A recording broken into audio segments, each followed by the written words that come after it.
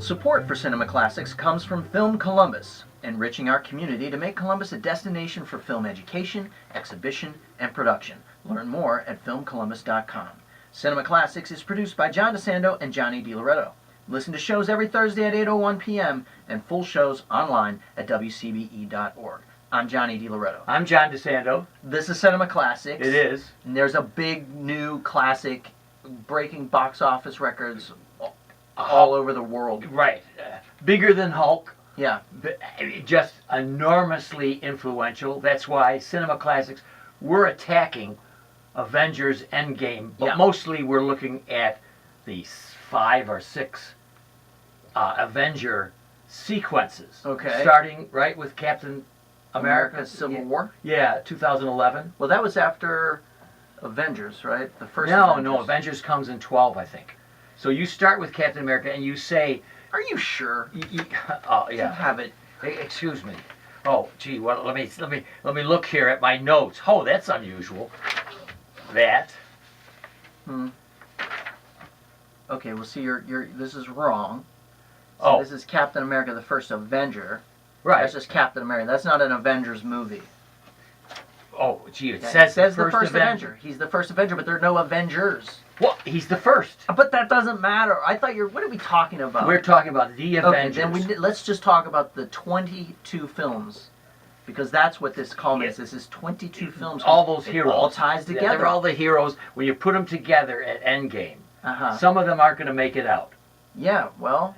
All right? Yeah. What I want to know from you, one of them doesn't. With your sensibility, $1.2 billion in the first weekend, $300 million in China. What's going on here? Never been done. Why, there are 100 million people who've seen this film. You know why? Because it's the way Marvel has done this.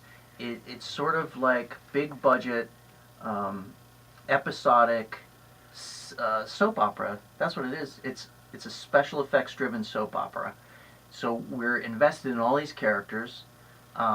They do a beautiful job of wrapping up Tony Stark's entire arc. You know, this whole thing started with the first Iron Man movie back in, I don't know what that was, 2000. You got it right there, I'm sure, right? No, I don't. You don't have it. No, I don't. Well, it all starts there. The first Iron Man movie.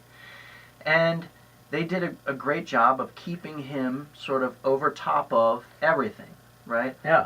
He pops up in all the different, like Spider-Man movies and the Captain America movies, etc. And then that's the other part of it, the Captain America part, right? So those are the big, sort of the duality that sets the tone for the whole thing. Then you bring in Thor, right? Yeah. With Chris Hemsworth in this movie, really is terrific. Yeah. I mean, it's a great performance.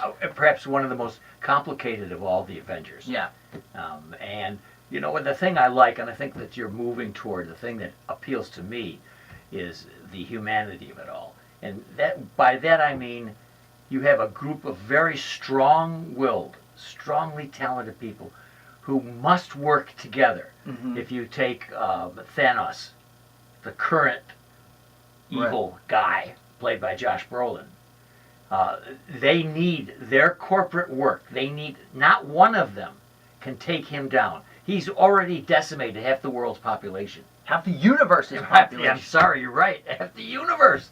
So what I like then is that sense of community for them. Right. That sense of family. To me, it's like shouting loud about the importance of individuality and the super importance of people working together as community. Right. And that's great too. That's because in the individual films, they're often dealing with problems on a smaller scale. Right. You know, one of the things I really loved about the first Ant-Man movie is that the climactic battle took place in his kid's bedroom. He was just fighting. You know, they're fighting over a little piece of technology or something like that. Great. So a lot of the individual movies focus more on the immediate challenges to those characters. Yes. So when they come to a big, large-scale problem like this, a universal, a cosmic problem like Thanos, you're right. They're each bringing these sort of individual problems and problem-solving skills and their own physical superhero powers to that problem, right? And I think that the force against which they work is just as important as these superheroes. For instance, I mentioned Thanos, Mhm. but one of my favorites is Loki. Yeah. You know, a bad boy Right. who can be a charmer, more real than almost any other. When I think back on Hugo Weaving, I think a while ago, Red Skull, was Yeah, he the right, bad guy? Yeah. In the first Captain America. Right, in the first Captain America. So I love I love the evildoer against which they will all struggle, because I think they bring personality as well. That's the thing about Marvel, but DC is the same. It has strong personalities. I and think Batman, that I think Superman. most of these movies actually have suffered from bad villains. They've been global successes in spite of the lack of great villains. You can, I don't know. I would challenge you to think of a great Marvel Universe villain, which makes Thanos, because Thanos is the first one. Yeah. Josh Brolin as Thanos is a superior villain because he's so calm. Yep. He's so determined. He's Yep. like this, and he's got this twisted, mindset. Yeah. Like that kind of makes sense. Oh yeah. And, he's got a point. I mean, you can go way out there and say that he is similar to our current president. Some people are saying over Is on that the right? left. Yeah, yeah, Not because in terms of his personality, though. well, in the way that he approaches things. One thing you have to say, he really believes in what he does. Thanos does. Yeah. He really believes that he's saving the universe. Yeah. When in fact he's not. But so he's less corrupt than I would have expected with a guy who looks like that and acts like that. And I think some who would defend President Trump, for instance, would say, basically he's a good guy who wants to do stuff in an unconventional way. Mhm. And so, Okay. So anyway, and that's of course stretching it. Yeah. Well, Okay, Well, one's orange and one's purple. That's exactly right. So now, one of the things I love too about the Avengers is the emergence of women. Mm-hmm. Yeah, those characters come front and center too. Right. Yeah. Most recently, Captain Marvel, Brie Right. Larson, Right. and my favorite, Scarlett Johansson, Mm-hmm. as Black Widow. Black Man, Widow. come on, John. well. I'm just overpowered by her presence, so that I can't even think straight. So what happens now in the Yeah. future? What happens now? It's this end Well- game. This is the end. Well, this is the end of the Avengers as we know it. Okay. There's still a Black Panther sequel to come out. Okay. There's still a follow-up to Spider-Man to come out. There's possibly a Black Widow movie in the works as well. There's Right. there's a Guardians of the Galaxy Right. movie in the works. So this really wraps up the first huge kind of storyline, right? Right. It really is maybe a unique cinematic achievement what they've done, what Marvel has done here. Over the course of 11 years, they've released 22 films. They've all been intertwined in some way. And then these Avengers movies, which tell this overarching kind of story, right? It's never been done. They've pulled it off. Not all of those movies are great. Most of them are very entertaining. Yes. Some of them are really good. Yes. A handful of them are great.